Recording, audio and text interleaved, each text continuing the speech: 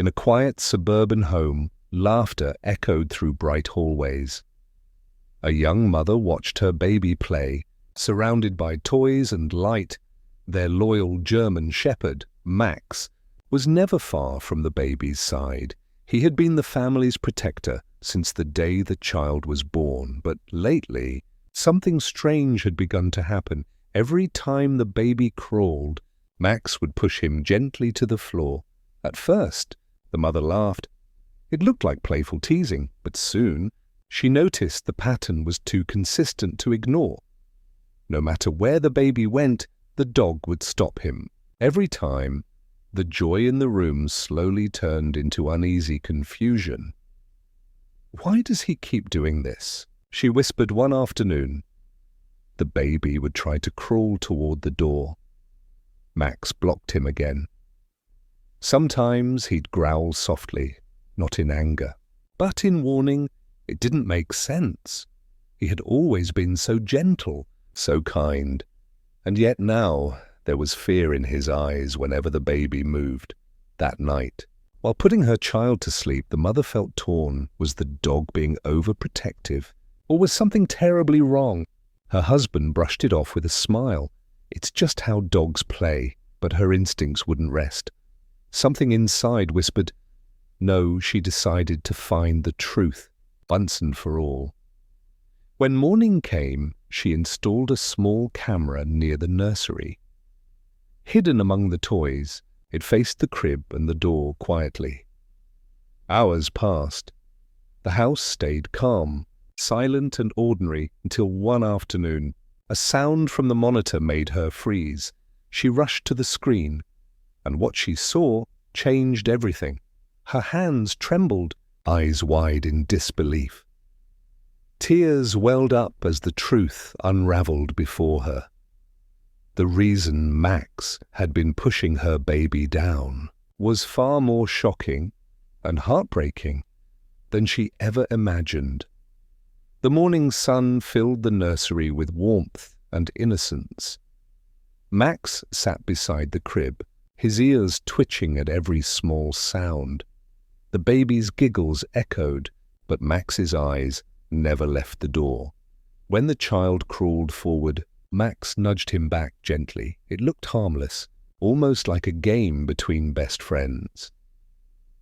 But something in the dog's gaze felt hauntingly alert and tense. He wasn't wagging his tail. He was guarding, waiting, watching. The mother smiled, yet deep inside her heart began to worry. "Max, stop pushing him," she said softly. But he wouldn't stop. Instead, he barked once, sharp, low, and full of warning. Later that evening, she noticed scratches near the baby's playmat. Tiny marks, like someone had tried to drag something heavy. Her heart skipped a beat. She shook the thought away quickly. "It's nothing," she whispered, clutching her baby close, but Max stood by the window, growling at the empty backyard. That night, as rain tapped the windows, she couldn't sleep. She heard Max pacing back and forth outside the nursery. His claws clicked against the wooden floor in restless rhythm. It wasn't the sound of a dog tired, but one who sensed danger, and for the first time, she locked the nursery door from inside. It started as a faint noise, a creak under the floorboards. The mother froze, clutching the baby's blanket tight in fear. Outside, Max growled again, deep and guttural. She turned on the baby monitor, her pulse racing fast. The screen flickered, static, filling the silence like whispers. Then, through the crack of the nursery door, shadows moved. Someone, or something, seemed to pass behind the curtains. Max lunged at the door, barking with furious desperation. The baby stirred, tiny hands grasping for his mother's arm. Her breath caught. She didn't know if she should scream or run. When she called her husband, the line went unanswered. "Please, not tonight," she whispered, heart pounding. She tiptoed to the window. The garden looked still and black. Max barked louder, eyes locked on something she couldn't see. A cold gust entered through the slightly opened vent. She quickly pulled the curtains closed. Clutching her child close, Max refused to move, his eyes glowing in the dim nightlight. The fear in his posture told her this wasn't imagination. Something was out there, and Max knew it before she did. For the first time, she truly felt afraid of the dark. The next morning brought false comfort and bright light. Her husband laughed off her fears with a teasing smile. "Ghosts don't pay rent," he joked, sipping his coffee casually. But Max sat by the vent, nose pressed firmly against the metal. Something inside was making him restless and agitated. She knelt down, curiosity overpowering her unease. Removing the vent cover, she found something tucked inside, a piece of paper. Yellowed, folded, smeared with dirt, hands trembling. She unfolded it carefully, eyes scanning fast. It read, "Don't let him crawl near the door, please." Her heart nearly stopped. The note looked old, very old. She stared at Max, whose eyes burned with silent urgency. The handwriting wasn't her husband's. It looked feminine. Someone had written it long before they lived here. A warning, or a plea that never reached the right hands. Her baby laughed, completely unaware of the storm above him. She held the note tighter, her pulse echoing in her ears. The walls seemed to whisper secrets she couldn't decipher. Max barked again, once, as if confirming the message, and suddenly she wasn't sure if her house was truly safe. That afternoon, she decided she needed proof, not guesses. Her hands shook as she positioned the small hidden camera. One lens faced the baby's crib, another aimed toward the door. Max sat quietly, his gaze following every move she made. He seemed to understand that truth was about to unfold. Her husband rolled his eyes, muttering, "You're overreacting," but she had already stopped listening. Instinct ruled now. She kissed her baby's forehead, whispering, "Mama's here." Then she placed Max beside the crib, as if giving him duty. The camera light blinked softly, recording every breath. As night fell again, she sat in the living room, waiting. The monitor displayed quiet peace. Baby sleeping soundly.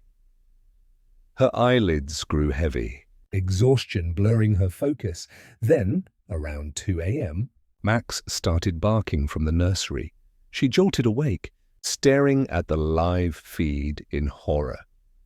The door behind the crib creaked open by itself, slowly. A long, pale hand reached out, cold and trembling.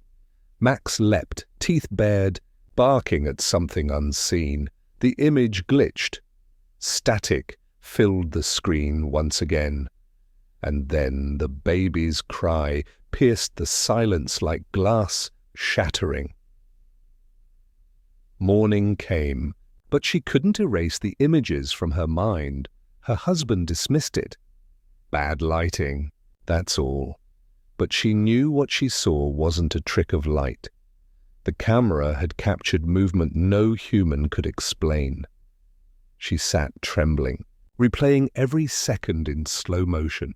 In the footage, Max was restless long before the door opened. He stood guard, muscles tensed, ears locked toward the hallway. Then, a shadow, tall and crooked, slipped across the wall. The temperature dropped. Even the baby stopped moving. Max lunged forward, barking wildly to protect his family. At one frame, something horrific appeared near the crib, a faint shape, like a figure crawling beneath the floorboards. Her scream echoed when she saw the faint outline of a face. It wasn't human. Pale, twisted, hollow-eyed with sorrow, and written faintly on the wall behind it, "Not safe." The mother shut the laptop, tears streaking her cheeks. Her hands trembled too much to call for help. Max whined softly, nudging her lap as if to comfort her. The baby giggled, unaware of the nightmare around him. But she knew. Their home was keeping a dark, buried secret. The fear wouldn't leave her mind. No matter how much she prayed, every shadow, every creak, now felt like a living presence near. Her husband left for work, still laughing off her sleepless eyes, but deep inside, she knew something was buried in that house, and Max seemed to know exactly where it was hiding. He scratched near the nursery wall, whining and growling low. When she pressed her ear close, a hollow echo answered back. She moved the baby's crib aside and tapped on the floorboards. The sound returned, hollow, empty, like a chamber beneath. Her breath caught, her hands trembling from what she sensed. With a screwdriver, she pried open the small wooden panel. Dust filled the air, and the scent of earth rushed out thick beneath it. A staircase, narrow and dark, leading nowhere. She stared into the black pit, heart pounding in her throat. Max barked once and stepped in first, as if guiding her. Each step creaked, old wood groaning beneath her bare feet. The air grew colder, pressing heavy on her chest. Then she saw it. Faint carvings on the wall, half-faded names, dates, and one line written in trembling script. "Protect the child." "Don't let it out again." She stumbled back, gripping Max's collar for balance. The darkness ahead seemed alive, whispering her name. And as she turned to climb back up, something moved below. A sound like a slow breath followed her into the light. Whatever lived there was waiting for another chance. By morning, she could barely breathe through her anxiety. She called her husband again, voice shaking as she spoke. "There's something here," she whispered, fighting her tears. He sighed. "Stop letting that dog scare you. It's just old wood," but Max growled at the phone, sensing her distress. She hung up and decided she wouldn't stay silent anymore. Grabbing her phone, she called a local historian for help. He listened quietly, then asked one chilling question. "Did you say your house was built in 1952? Her heart froze. Yes, that was the year on their papers. There was a missing child case, he continued softly. The family vanished. No bodies ever found. Only their dog. Her grip tightened, the phone slipping from her shaking hands. Max whimpered. Pacing near the baby's crib protectively, tears filled her eyes. The note, the carvings, all made sense. Don't let it out again, the writing had said. But what was it? What had they trapped beneath the floor? Suddenly, the baby monitor turned on by itself. Static filled the air, and through it, a faint whisper. Help me. Her heart stopped. The baby was sleeping. No one else was near. She clutched Max's fur, praying she was only imagining things. But the whisper came again, this time from the vent, and Max barked, furious, as if warning something unseen. That's when she knew. The past wasn't buried after all. That night, she didn't dare sleep. Every light stayed on. She held her baby close, her body trembling with fear. Max sat facing the nursery door, unmoving like a statue. The house was too quiet, the kind of silence that screams. Even the wind outside had stopped to listen. Then, around midnight, the lights flickered once, then twice. A cold wind rushed down the hallway. Though no window was open, the baby began to cry, eyes staring past his mother's shoulder. And Max! He leapt forward. Barking at the empty air, something invisible moved past them. Shaking the curtains wildly, she screamed, shielding her baby with trembling arms. The monitor blinked, showing flickers of a shadow behind them. Not a figure, a presence, dark and crawling with hate. "Leave us alone," she shouted, tears streaming down her face, but the temperature dropped, her breath turning to fog. Max lunged again, barking furiously, forcing it back. For a second, everything froze, and then it vanished. The air warmed. The baby stopped crying. Max lay on the floor, panting, his body trembling hard. She knew he'd fought something no one else could see. She kissed his head, whispering, "You saved him again." But Max only whimpered softly. Staring at the wall, something inside those walls had finally been disturbed, and it wasn't gone. It was simply waiting for darkness, waiting to return when the lights went out again. She decided it was time to end this nightmare for good. At sunrise, she packed her baby's clothes and essentials. Max followed her every move, tail low, eyes sad. Before leaving, she turned the cameras back on once more. She wanted the truth, proof of what haunted their home. She left the house, heart pounding, driving to a motel nearby. Hours later, she opened the live feed on her phone. The nursery was empty, but movement began almost instantly. The crib rocked back and forth, slow, eerie, unnatural. The door behind it opened again by itself. Then Max appeared on the screen, alone in the room. He stood guard, barking furiously at the open doorway. A dark mist crawled in, spreading across the carpet like smoke. Max charged forward, disappearing into the thick shadow. The baby monitor went blank. Static filled the screen. Her hand covered her mouth as tears blurred her vision. When she returned home an hour later, she found silence. The house felt colder than before, like grief itself. Max was lying near the crib, breathing faintly, exhausted. He had fought, and he had won. She fell to her knees, crying into his fur, whispering thanks. The shadow was gone. The air was clean, still, and calm. But the price was heavy. Max wagged his tail once, weakly, and closed his eyes. The hero had done his duty one last time. Morning sunlight filled the nursery like a gentle blessing. The baby smiled, reaching out where Max used to rest. His laughter echoed, pure and innocent, untouched by fear. She sat by the window, tears glistening, but heart full of peace. Because she knew love had conquered the darkness. Later that day, the historian called her again. He sounded shaken. "You said your dog's name was Max?"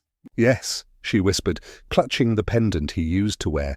There was silence. Then the man spoke again, slowly. "The missing family's dog, his name was also Max." Her breath caught with the air.